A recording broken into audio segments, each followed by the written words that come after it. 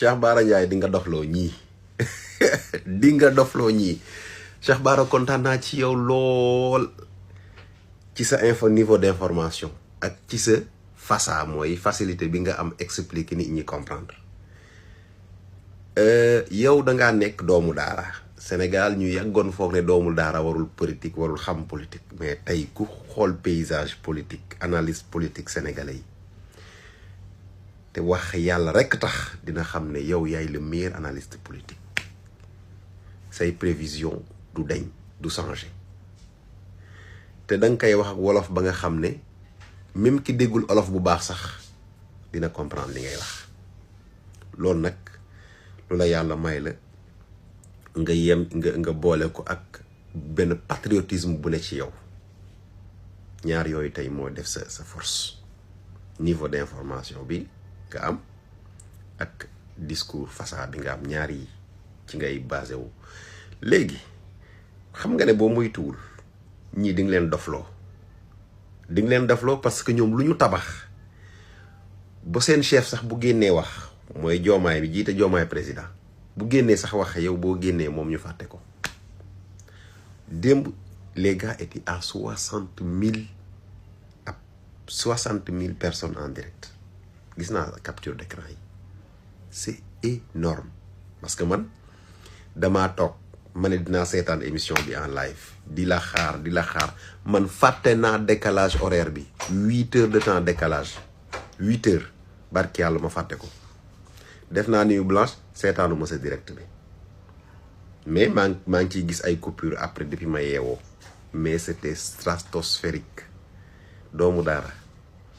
kenn dootul wax ne doomu daara warul politique doomu daara na dem ca jàkka ja politique mooy nan la ñuy jiiteew askan lu tax ñu yàggoon ñoo gëmloo ne doomu daara warul xam nan la ñuy jiite askan warul mën a jiite askan warul laaj sax a jiite askan loolu jeex na léegi jeex na mit boobu jeex na sol sa costume sol cravate ñëw di wax lu gaay lu leen neex di ñu ay Montesquieu ak ay Jean-Jacques Rousseau yooyu jeex na wàcce discours bi teg ballon bi player ñëpp jouer au même niveau loolu rek moo fi am léegi amul leneen. mbokk yi asalaamaaleykum maa ngi leen di nuyu di leen ziar bu baax a baax ñu ñëw sunu waxtaanu tey bi bëgguma dellu si waat trop si la sortie du président de la République parce qu'il nous apprend rien du tout parce que tous les éléments de langage qu'il a utilisé bon ñi nga xam ne ñoo doon génn di ko waxal et je veux pas juger les gens j'aime pas juger les gens bëgguma waxal nit loo xam ne tamit du dëgg damay jox tout le temps nit présomption de bonne foi parce que bëgguma loo xam ne kenn bëgguma lu may bañ bëgguma ko aussi def nit donc damay jàpp ne ku nekk yaa ngi ak sa voilà dama lay jox présomption de bonne foi mais néanmoins dañu jàpp ne ñii xëy na ñooy waxal le président de la République et bon tous les éléments de langage yi nga xam ne ñoo ko doon utiliser dégg nañ ko bu baax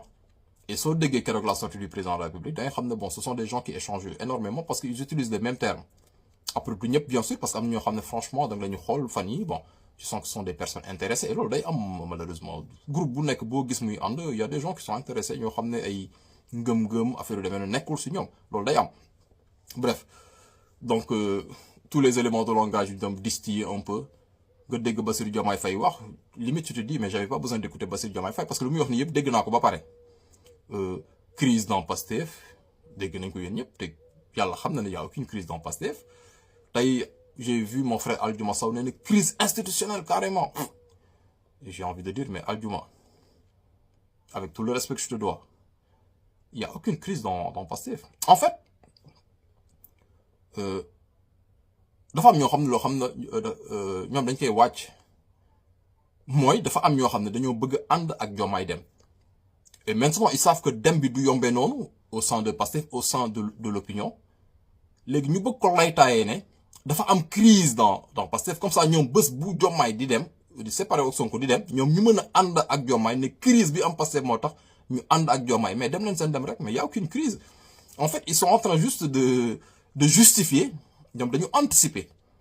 parce que tey bon kuy wax ak yàlla rek xam ne y a aucune crise dans Pastef chaque semaine Pastef ngi déroulé ay programme am les militants de Pastef ils sont tout heureux suñu gisee Ousmane Sonko ils sont tout heureux gisoo benn militant Pastef buy rayante di xuloo y a aucune crise mais ñoom dañ koy lay taayee crise pour bés bu ñu dem ñu mën ne crise moo am moo tax ñoom ñu dem si Diomaye. Mais c'est votre droit le plus absolu man du ma nii nit mukk lépp lu mu bëgg a def tey Diomaye man su décidé wu ne day bàyyi Pastef dem ne dafa bëgg a nekk candidat, mais bon bonne chance monsieur le président de la République, bonne chance. Mais bu leen tronquer l'histoire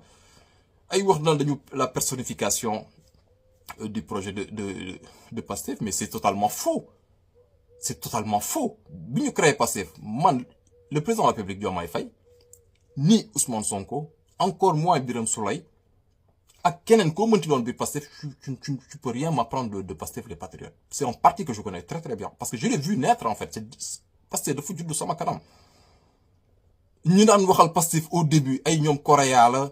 Alioune Gueye DG Petrosen. Bon, il y avait beaucoup de cadres aujourd'hui dans Pastef qui n'étaient pas encore dans le parti. mën naa lim ñu bëri xëy na lu may wax ni vidéo damay fàtte peut-être soo limee tuuti après bon ay ñoom Jeanne bi nekk États-Unis damay fàtte son nom de famille ñoo nekk ak Aïcha Touré la vice-présidente de l'Assemblée nationale ñun ñoo nekkoon ci réseau yi. Même au début à la radiation de Ousmane Sonko est-ce que xam nga ne man mii ak Frances Hélène Gueye ñoo naan live pour défendre Ousmane Sonko réseaux sociaux yi parce que Ousmane Sonko en fait dañ ko tëjuloon buntu yëpp man ay Frances Hélène Gueye ñoo naan live di défendre Ousmane Sonko. La première interview de Ousmane Sonko à Paris bu mu njëkk dem Paris c'était Mati Trois Pommes moo ko defoon ci oto. Donc c'est quelque chose bu ñu fekkee dañ ko fekkee on a vécu tout ça. Naan personnification Ousmane Sonko bu ñu créé Pastef en fait une brillante idée. Il fallait koo xam ne mooy porter ce projet de jeunes fonctionnaires yoo xam ne voilà xam nañu lan moo ciy fekk. Donc ils ont proposé à Ousmane Sonko mu diriger le Pastef. Ousmane Sonko li may wax ni defe naa dégg ngeen ko ci Ousmane Sonko dégg ngeen y a beaucoup de membres de Pastef qui ont déjà raconté liste li mu la ñu wax ni pour vous dire que raconté wu ma leen ay film. yow la ñu gis ne mën nga jiitali parce que ñoom ils ont déjà vu Ousmane Sonko à l'œuvre en fait avec le syndicat des emplois et domaines njub bi xam-xam bi sell bi ngëm-ngëm bi. Ousmane Sonko au début il avait refusé il avait décliné ñoom seen offre bi ngeen ko defoon ne ko jiiteel le Pastef. Finalement lan la leen wax est-ce que xam ngeen lii ñu yëkkati est-ce que xam ngeen coono yu ñu si mën a fekk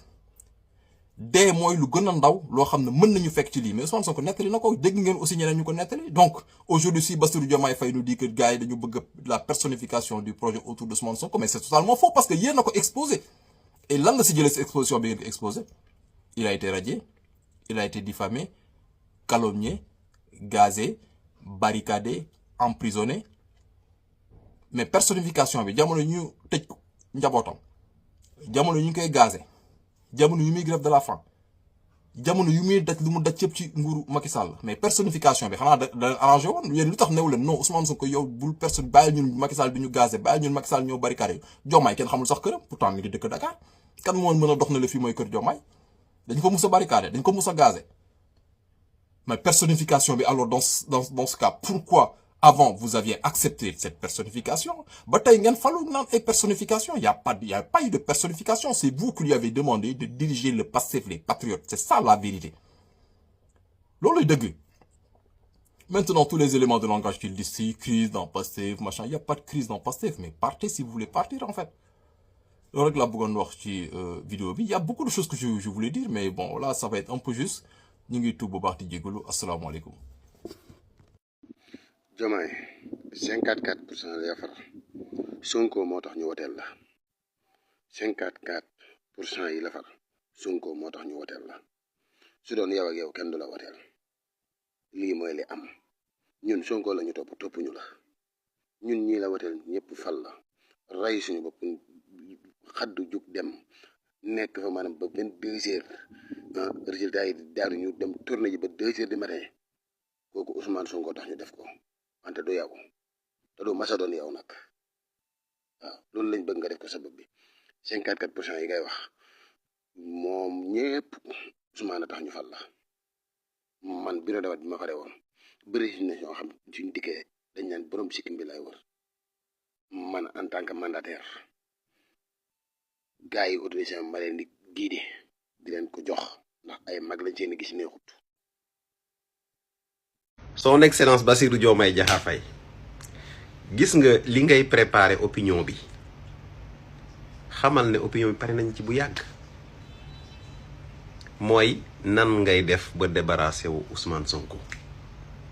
opinion pare nañ ci loolu bu ñëwoon tey du bett kenn moo xam ñi far ak yow la moo xam ñi farul ak yow moo xam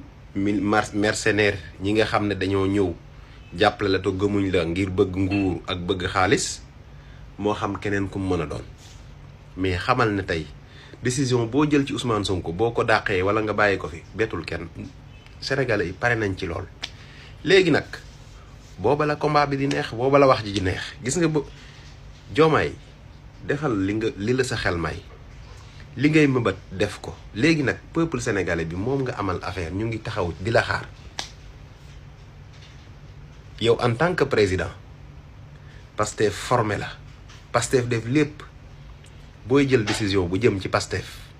def ko te bu ci tiit kenn Diomaye ndax bu ñu demee ci combat politique yow xam nga li la xaar li lépp Pastef di xaaral yow ci sa bopp sax ñi gérer sa statistique parce que ñun ñi nekk ci réseau yëpp dañuy xool suñu statistique page yi moo xam yow moo xam sa soxna moo xam képp ku nekkoon ci yow ku nekk ci yow tey xam nga ne ba nga commencé di def nii ba léegi sa statistique yi nii la def loolu c'est un sondage de parce que léegi le monde est hyper connecté le monde est très bien connecté loolu rek dalay servir baromètre ndax yow boo demoon élection tey di nga am dara wala doo am dara te dafa am benn mbir bu nga xam ne yéen a ci des mooy lan yow souvent da ngay évoquer texte yi nga xam ne mooy texte Pastef yi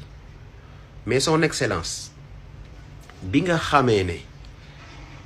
Ousmane Sonko mu ngi lay fal mu ngi lay tànn ne yow mii laa bëgg ñu woteel Sénégalais yépp gëm loolu dem woteel la ba nga doon président son excellence boobu yow mi nga xam ne yaa tuddoon Diomaye président Diomaye Faye lu teewoon nga ne Ousmane Sonko bul ma tànne nii ndaxte texte yi waxul li pourtant bi ñu ko tànnee gêné wu la te billaahi boobu am nañu la gënoon légitime parce que yow souvent secrétariat général du parti ngay wax te yow secrétariat général du parti bul fàtte ne juróomi weer nga ci def Pastef am na fukki at yow lu mot fukki at am nga liggéey mu ngi mel ni yow entreprise ba nga xam ne am na fukki at waaye yow mas nga faa liggéey juróomi at juróomi weer nga gëm ne yow lu jóg nga ne yow la nañ la bàyyi yow la yow yaa fondé Pastef yaa massifié Pastef yaa tax Pastef di am loolu yëpp jëlal Pastef xëccoowul loolu parce que Pastef xam na li moom gis nga fii xëccoo bu baree rek daa am ku xam ne bu ñàkkee dootul am leneen waaye koo xam ne moom am na li mu am bu wóor ko ne moo ko moom du xëccoo man li ma moom kenn du ko xëccoo te du ma xëccoo mbiri jàmbur ndax damaa xam ne li ma moom doy na ma te fi ma bëgg a egg moom mën na ma faa eggal donc lépp loo revendiqué ci Pastef ñun militants yi xamal ne jox nañ la ko ci xol bu sedd guy statut boo bëggee sax ñu def benn monument bu mag a mag a mag ci sa effigie di la ko delloo njukkal waaye fa ñu lay xaar mooy jour buñ ne élection am nañ ñëw war a wari di nga xam li nga liggéey di nga xam kan mooy Sonko kan moo dul Sonko ndax Pastef aw tur la wuy tudd Pastef wala ay militants yu jóg di wote ji loolu bàyyi ci xel bu baax bàyyi ci xel Ousmane Sonko nag lu mën a tee dikk tey sa diggante ak moom xamal ne sénégalais yi dañoo pare parce que Ousmane Sonko xam na li mu am xam na valeur li mu am moo tax xëccoowul waxul kenn du wax li moom du fi nekk sax di wax naa li ma def statut bi mu jox sax revendiqué wu ko bañ nee na bañ naa ba sonn et je suis obligé d'accepter d'être le gardien de la révolution même pas le guide mais le gardien léegi yëpp kon yow ndombo tànk nga bëgg nañ la def le guide de la révolution Ousmane Sonko le gardien de la révolution comme ça problème du am peut-être dina la neex parce que gis naa ne parfois léegi sa discours yi day am beaucoup le culte de la singularité personnelle moi léegi nag pour loolu ñu jox la satisfaction dama bëgg yow ñu lay wooxee le guide de la révolution comme Ousmane Sonko moom gars yi fal nañ ko forcé nañ ko moom mu ne mooy nekk gardien bi léegi yow nga nekk le guide waaye nag élection yaa ngi ñëw ngoyoo ngoy boot doomam jàkka jaa ngi ku mën na nodd lantinoor yaa ngi micro baa ngi ku mën ñëwal nodd waa dëkk bi julli si foofa la ñuy xam kan mooy kan